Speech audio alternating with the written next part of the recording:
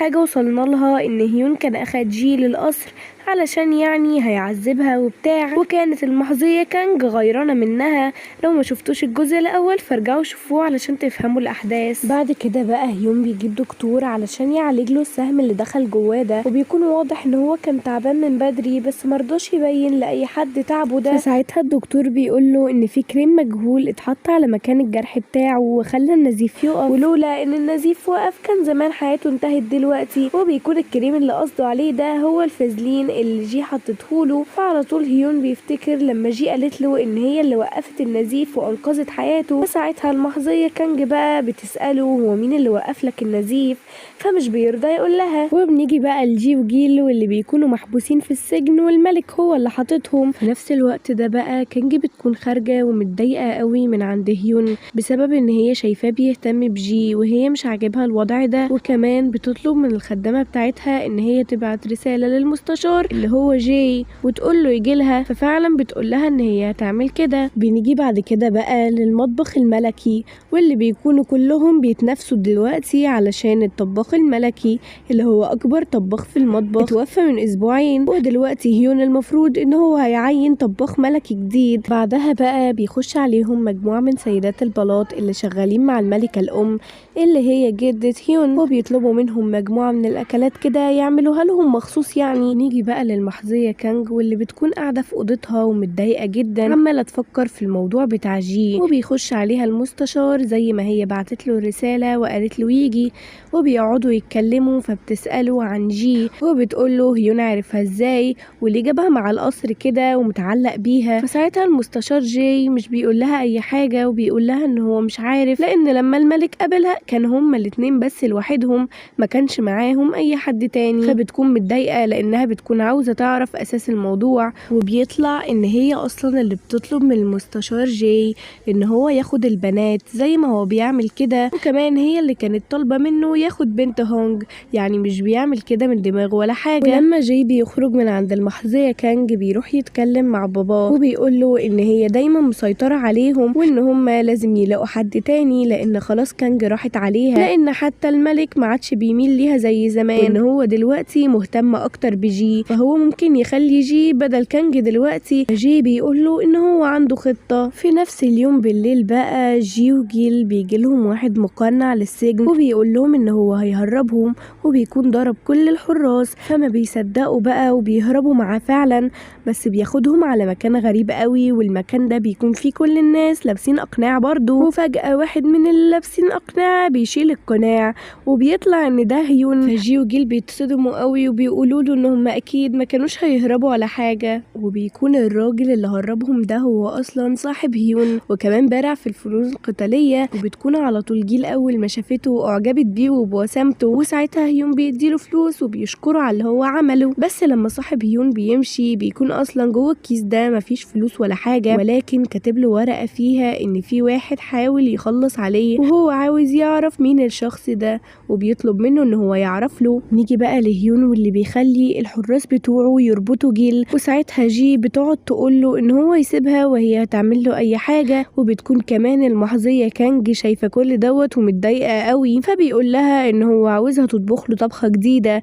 بس ما تكونش نفس طبخة المرة اللي فاتت، وكمان يكون طعمها حلو وتناسب ذوقه يعني. فجي فعلا بتقول له ان هي هتطبخ له الطبخة دي، وجي فعلا بتروح علشان تطبخ بس بتكون كمان اخده جيل معاها علشان تساعدها. وبيكون كل الطباخين في المطبخ الملكي مش طايقينها بسبب ان هي مجرد خدامة، وكمان كلهم بيوصفوها بالشبح، فبيقولوا ايه اللي هيخلي الملك يخلي واحدة زيها تطبخ له، وبيكونوا قارفينها في عيشتها حرفيا. بس هي مش بتهتم وبتبدأ بقى تشوفها تطبخ ايه للملك بدل ما يطين عيشتها، وبتلاقي المكونات قليلة وغريبة بس بتقول ان مقدمهاش حل غير كده. وساعتها جيل بتاخد بالها ان في ريحة لحمة وبيبدأوا يدوروا لحد ما بيلاقوا فعلا في لحمة من اللي الملك كان مصطادها في اليوم اللي قابل فيه جي. وجي اول ما بتلاقي اللحمة بتيجي على بالها وجبة حلوة قوي وبتقرر ان هي هتعملها له. وفي الوقت ده بقى المحظية كانج بتكون قاعدة مع مينج اللي هو واحد من الطباخين اللي شغالين في المطبخ، وبتقول له ان هو لازم هو والطباخين الباقيين يحاولوا يطفشوا جي ديت بأي طريقة. نيجي بقى لجي واللي بتكون رايحة تقدم الوجبة لهيون وبيلبسوها لبس حلو كده بدل لبس الخدامين اللي هي كانت لابساه.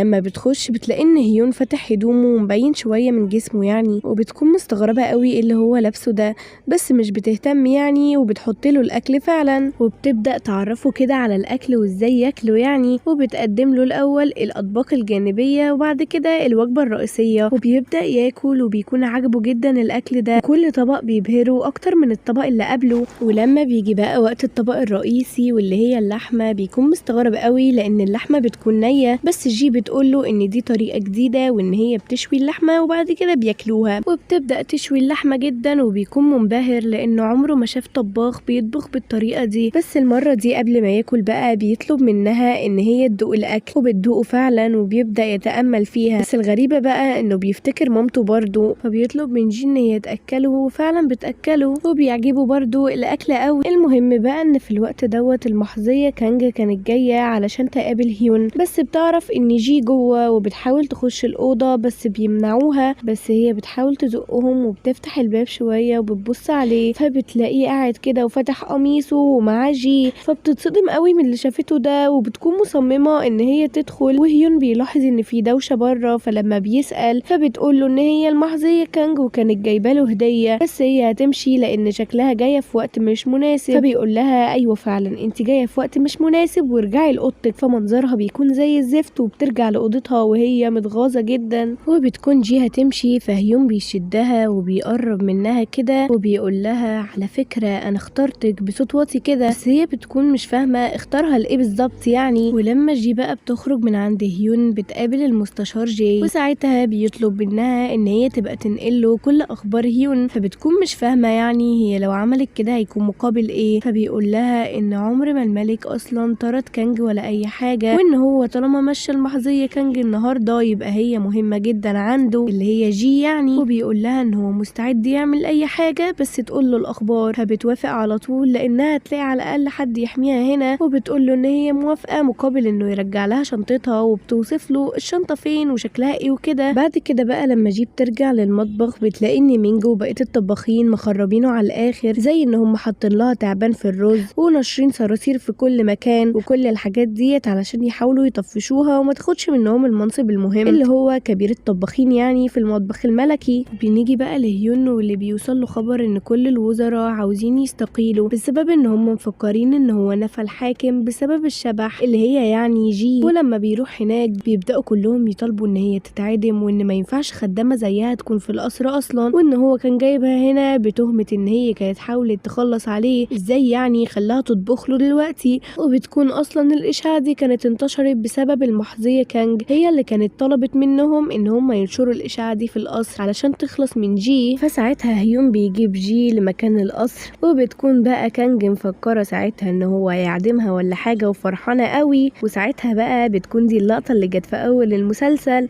وبيقول لها ان هو مش هيعدمها ولا حاجه ولكن هيعينها كبيره للطباخين في المطبخ الملكي، وبيكون الكل مصدوم جدا من قراره ده، بس هو بيقول لهم ان هو حر وهو الملك ويعمل اللي هو عاوزه. وساعتها المحظيه كانج بتعرف بالخبر وبتكون هتتجنن ومش فاهمه هو بيعمل مع جي كده ليه، وبتروح تشتكيها كمان للملكه الام اللي هي جده هيون. ساعتها الملكه الام بتقول ان هي هتجيب جي ديت وتدوق اكلها بنفسها عشان تعرف يعني اذا كانت تستحق فعلا ان هي تبقى كبيره الطباخين ولا لا. وفي الوقت ده بقى جي بتكون في اوضتها مع جيل اللي بيكون هيون اداهالها، وبتكون الارض دافيه وفي حيطان، وبيكونوا هيتجننوا جدا بسبب ان هم بقالهم كام يوم مرميين في السجن، فمستغربين ان هم ممكن يقعدوا في اوضه نظيفه زي دي. وساعتها بقى في راجل بيجي يدي الجي والجيل هدومهم اللي هيلبسوها بكره واللي بتكون من حرير، وبيكونوا فرحانين قوي باللبس. وتاني يوم بقى بيصحوا وهم متظبطين علشان يروحوا للمطبخ الملكي، وبيكون هناك كل الطباخين مبهدلين كل حاجه في المطبخ علشان جي تطبخ اكل وحش، وساعتها هيون يطردها، بس هي لما بتروح بقى بتفاجئهم ان هم اللي هيطبخوا النهارده مش هي، لان هي استأذنت هيون ان هي بس تشرف عليهم النهارده، فبيتجننوا على طول وبيحاولوا يرجعوا كل حاجه زي الاول علشان بيكون خلاص المفروض يسلموا لهيون الاكل قريب، ولو ما سلموهوش في الميعاد وهو كده ميعاد الغدا بتاعه هيخلص عليهم. فبتكون اصلا جي قاعده ومبسوطه لان هي عارفه الحيل بتاعتهم دي، وهي قاعده بقى بتجيلها واحده من اللي بياخدوا بالهم من الملكه الام، وبتقول لها ان الملكه الام عاوزه تقابلها، وبتكون جي مستغربه قوي عاوزه تقابلها في ايه يعني، بس بتروح فعلا عشان تقابلها. ولما بتروح هناك الملكة الأم بتقول لها إن هي عاوزة تدوق أكلها اللي جنن هيون ده، وبتقول لها إنها مش هتدوقه بطريقة عادية كده وخلاص، لكن هتعمل لها مسابقة مع أفضل الطباخين في القصر، ولو خسرت قدامهم دراعها هيتقطع. فساعتها بتبص على المحظية كانج وبتاخد بالها من ضحكتها الخبيثة، تعرف إن هي أكيد اللي مدبرة الموضوع ده. ونيجي بقى لهيون اللي بيكون قاعد واللي بيجيله رسالة من صاحبه وبيقوله إن هو عارف سر وفاة مامته وإن هو يقابله في ميعاد معين علشان يقوله. وبعدها المستشار جاي بيخش عليه وبيعرفه بموضوع المسابقة اللي الملكة الأم عملتها، وبيكون هيون مصدوم جدا. في يوم المسابقة بقى بتكون الملكة الأم والمحظية كانج وكلهم قاعدين علشان المسابقة، وبيلاقوا هيون داخل عليهم بكل ثقة كده وكاريزما،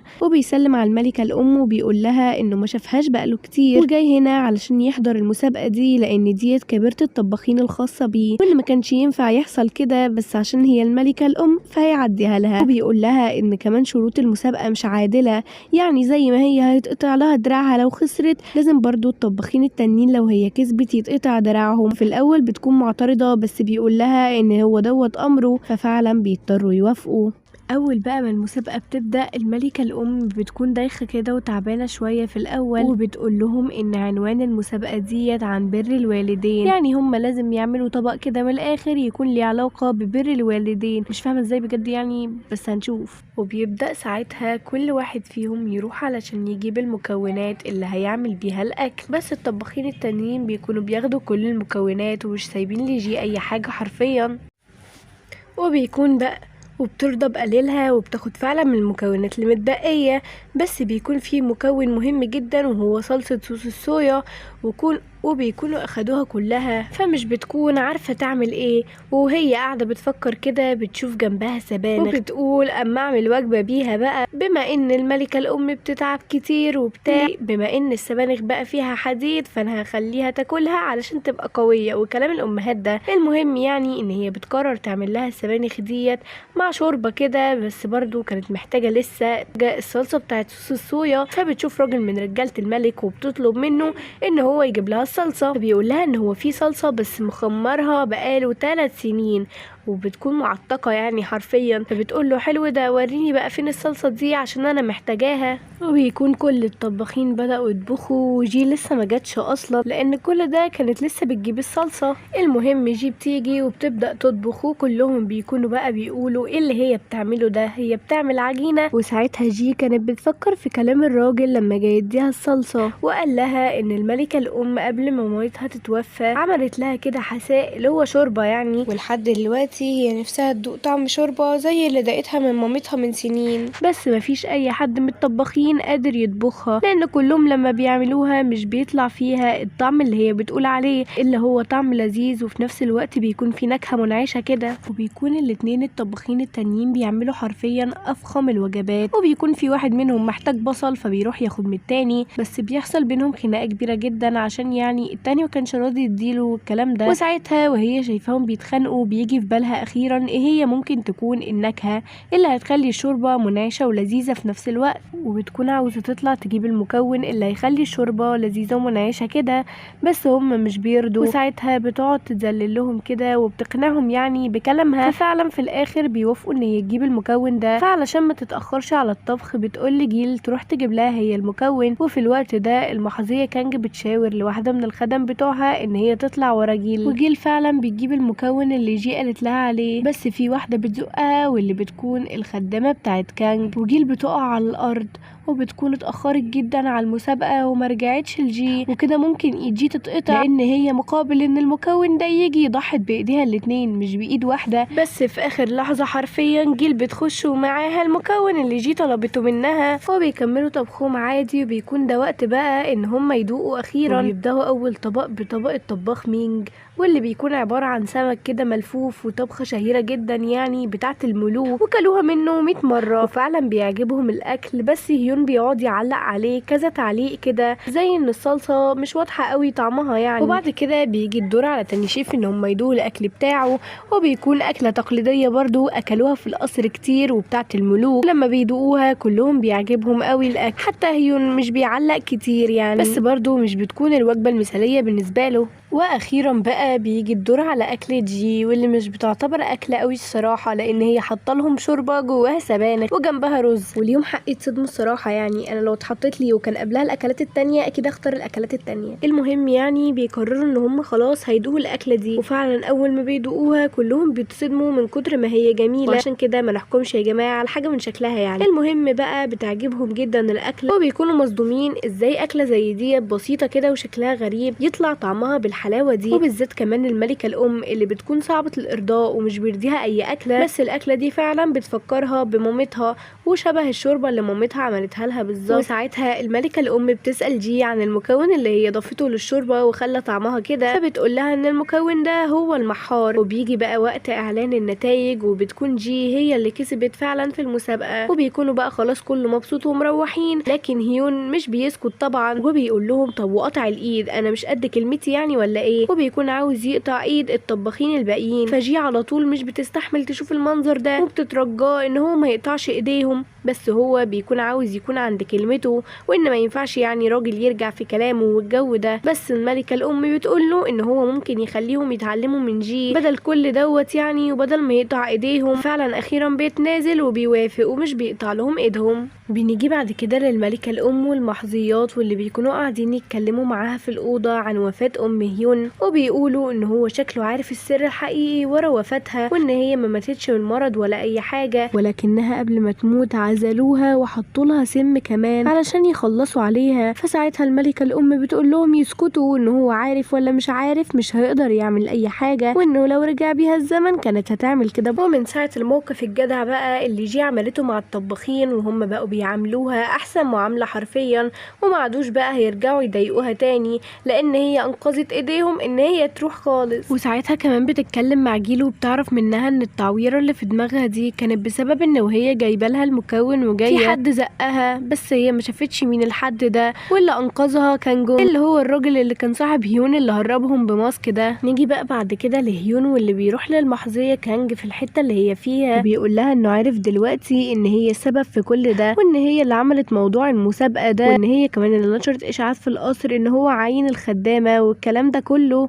ولما بيزعق لها كده مش بتسكت له، لا بتقعد تفكره بالكلام اللي عن مامته، وهو اصلا لما بيسمع الموضوع ده بيجيله كده حاله نفسيه، وبيقعد يزعق وبيسمع الكلام مرتين وما بيكونش شايف كويس، وبيطردها بره الاوضه لان الحاله دي بتجيله دلوقتي بسببها. وبنيجي بعد كده الراجلين دول، واللي بيكونوا بيتكلموا ان هم عاوزين يخلصوا على جونج، وجونج ده اللي كان لابس قناع وهرب جي وكده من السجن. بعد كده بنيجي للمستشار جي، واللي بيكون قاعد مع جي وبيقول لها تبقى تتزين كويس علشان الملك بيحب اللي بيبينوا الزينه بتاعتهم، فبتحاول تفهمه ان مفيش اي حاجه بينها وبين الملك، بس بيقول لها انت مش فاهمه حاجه، ومش بيرضى يشرح لها هي مش فاهمه ايه بالظبط يعني. وبيكون الملك لسه في الحاله النفسيه دي من الصبح، وبتكون جي بتحضر له بقى الاكل، ولما بتروح علشان تديله الاكل بتلاقيه متعصب جدا وبيكسر في كل حاجه، كانوا بيطردهم كلهم من الاوضه. ولما جي بتيجي تخرج بيقول لها لا استني انت هنا ما تخرجيش دلوقتي،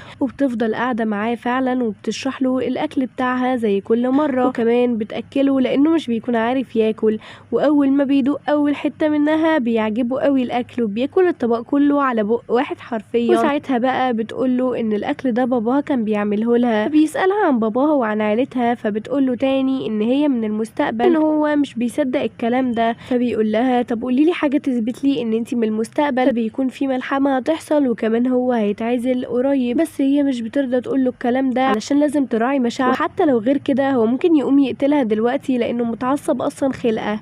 فبتقول له ان هو لازم ياخد باله من الناس اللي قريبين منه، ومش بتقول له حاجه اكتر من كده. وكمان بيتكلموا عن الكتاب اللي جابها لهنا اصلا، واللي بيكون اسم الكتاب طويل كده فاحنا هنختصره لكتاب روك. المهم يعني بيتكلموا عن الكتاب ده، وبتقول له ان هو في الشنطه بتاعتها. فبيقعد بالليل بقى لما بتمشي يفكر في اسم الكتاب ده، وبيجيب كتاب كده عنده وبيسمي الكتاب ده روك على اسم الكتاب اللي هي قالت له عليه. فبيجيبوا لنا لقطه كده والكتاب في شنطه جي وبينور كده، وفجاه بيختفي من الشنطة أول ما هو بيكتب اسم الكتاب بروك. فربنا يستر والنهاية ما تكونش شبه مون لافرز لأني حاسة بكده. المهم يعني بيختفي الكتاب، وده دليل إن الكتاب هو اللي كاتبه وكل الكلام اللي فيه بتاعه هو. وبيجي واحد من الحراس بتوعه بيقول إن جونج خلصوا عليه خلاص، فبيتصدم جدا لأن جونج خلاص كان هيقول له عن مامته. وفي الليلة دي بقى بيفضل يشرب لحد ما بيكونش شايف قدامه أصلا، وبيصحي جي من عز نومها علشان تعمل له أكل كمان. فبتروح فعلا تعمل له أكل وبتوديهوله، بس هو أول ما بيشوفها بيشدها وينيمها جنبه، ولما بتحاول تقوم مش بتعرف لأنه بيفضل ماسكها جامد. وبتلاحظ إن هو بيعيط، وبعد كده بيفتح عينه وبيبصلها وبيقرب عليها. وبكده بقى الحلقة تكون خلصت، وانا مش فاهمة بجد ازاي استنى الاسبوع الجاي. بس يا جماعة لو عجبكم الفيديو ما تنسوش تعملوا لايك وسبسكرايب وكومنت، واستنوا ان شاء الله بقية الحلقات لما تنزل هلخصها لكم.